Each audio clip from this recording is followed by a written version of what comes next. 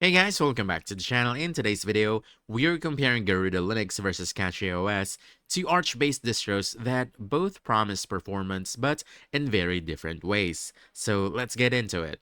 Starting off with Garuda Linux, this one's built for performance, gaming, and eye-catching visuals. It's a rolling release distro that ships with a customized KDE Plasma desktop by default, though you can choose others too. Some standout features include the Zen Linux kernel for low latency, the BTRF's file system with automatic snapshots, and handy tools like Garuda Assistant for system management. It's perfect if you want something that looks amazing and works out of the box. The trade-off, it can be heavy on system resources and sometimes a bit unstable for beginners.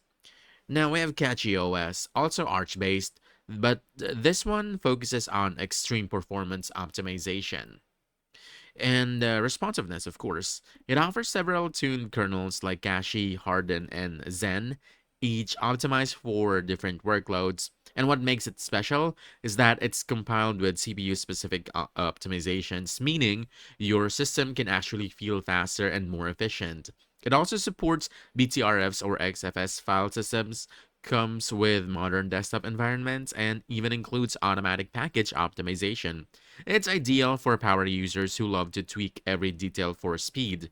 The only downside, it's less pre-configured, so new users might find it a bit challenging at first. But which one is actually better? Well, Garuda Linux, this one go for this if you want a beautiful gaming ready distro that works right after install. Then for the CachyOS, this is perfect if you're after maximum performance and love tuning your system for peak efficiency. In short, Garuda is about polish and convenience, while CachyOS is about raw speed and control. So if you found this helpful, don't forget to hit the like button, subscribe for more quick guides, and I'll see you in the next one. Thanks!